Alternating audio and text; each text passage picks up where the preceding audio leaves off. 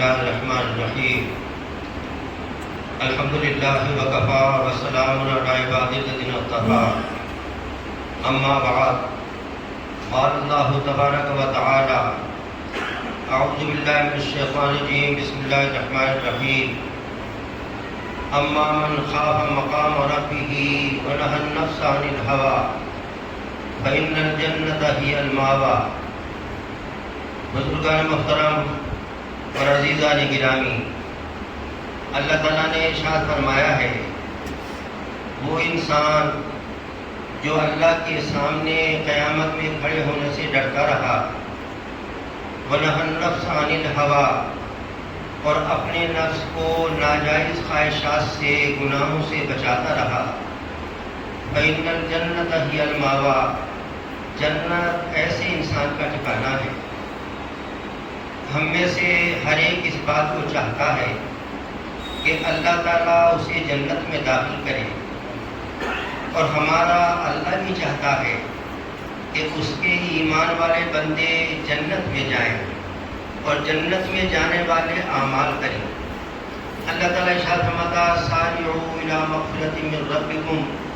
وجنۃ عرضها السماوات والارض اعدت للمتقین، اے لوگوں چلو دوڑو، اللہ کی مغفرت کی طرف دوڑو۔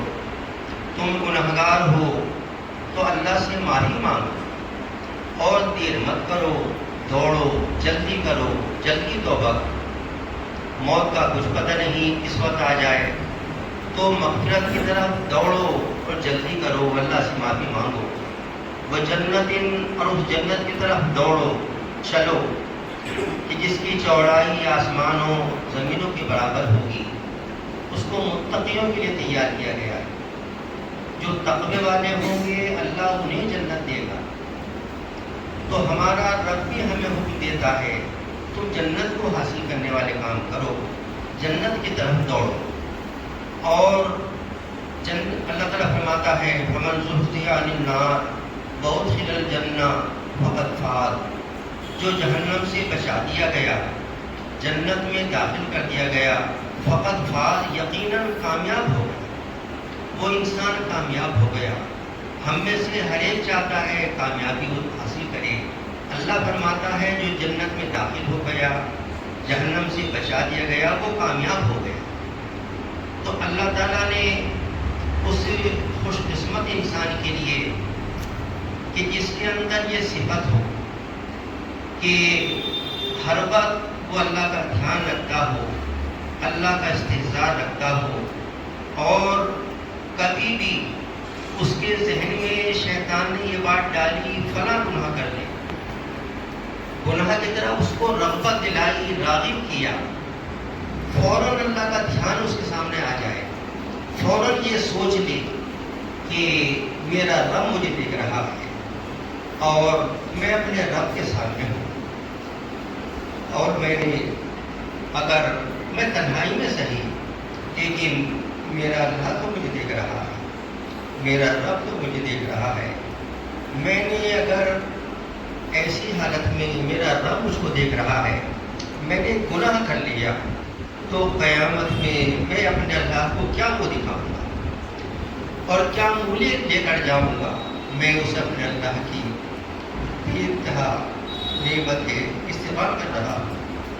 میرے اللہ نے ان گنت نعمتیں مجھ کو دی، میرے اللہ نے نعمتوں کی مجھ پر بارشیں برسائیں، میرے اللہ نے مجھے کتنی نعمتیں دی، اور میں اسی اللہ کے سامنے اس کی نافرمانی کروں؟ میں تو بہت بڑا مجرم ہوں، اللہ کا نافرمان ہوگا۔ تو جب انسان یہ سوچے گا کہ میرا اللہ مجھ کو دیکھ رہا ہے، مجھے اللہ کے سامنے قیامت میں جانا بھی ہے، تو یہ سوچ کے گناہ سے بچ جائے، گناہ کو چھوڑ دے۔ جس انسان کے اندر یہ صفت ہوگی، اللہ تعالیٰ نے اس انسان کو جنت کی خوشخبری سکھائی ہے۔ فرمایا کہ اما من خاف مقام ربہ ونہى النفس عن الہوى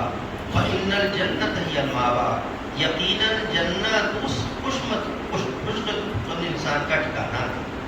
وہ جنت میں جائے گا۔ جب انسان کے اندر یہ صفت پیدا ہو جائے گی،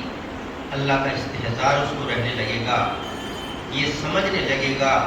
میرا اللہ مجھے ہر وقت دیکھ رہا ہے، تو وہ انسان مجمع میں بھی گناہ نہیں کرے گا،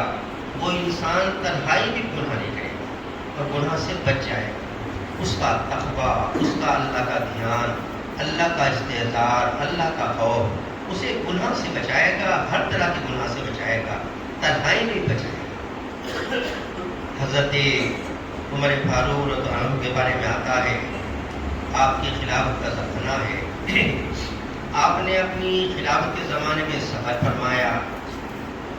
کھانے کا سامان تھا ختم ہو گیا، آپ جنگل میں تھے، بھوک لگ رہی تھی، آپ نے جنگل میں نظر ڈالی، کھانے کی کوئی چیز نظر آئے تو بکریوں کا ایک ریوڑ چڑھتا ہوا نظر آیا، آپ وہاں تشریف لے گئے، دیکھا ایک چرواہا ہے جو بکریوں کو چرا رہا ہے،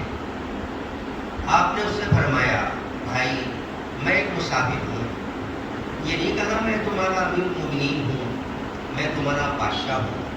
آپ شاہوں کے شاہ تھے، اس زمانے میں شہنشاہ تھے، لیکن دیکھنے والا آپ کو یہ نہیں سمجھ سکتا کہ وہ بادشاہ ہوں، یہ امیر المومنین ہوں گے، سادہ طبیعت، سادہ لباس۔ جب آپ بیت المقدس فتح کرنے تشریف لے گئے ہیں، جب آپ نے فوج بھیجی بیت المقدس پر حملہ کرنے کے لیے، وہاں کے یہودیوں نے، علماء نے کہا کہ لوگوں جنگ مت کرو، تم ہمیں اپنے امیر المومنین کو دکھا دو، حضرت عمر کو دکھا دو، ہماری کتابوں میں ہے اس طرح کا شخص بیت المقدس کو فتح کرے گا، تم انہیں بلاؤ، اگر وہ وہی ہے تو جنگ کی کیا ضرورت ہے، ہم یہاں کی تاریاں تمہارے حوالے کر دیں گے، علاقہ تمہارے حوالے کر دیں گے، جنگ کی کوئی ضرورت نہیں۔ حضرت ابو عبیدہ بن جراح جو سپہ سالار تھے،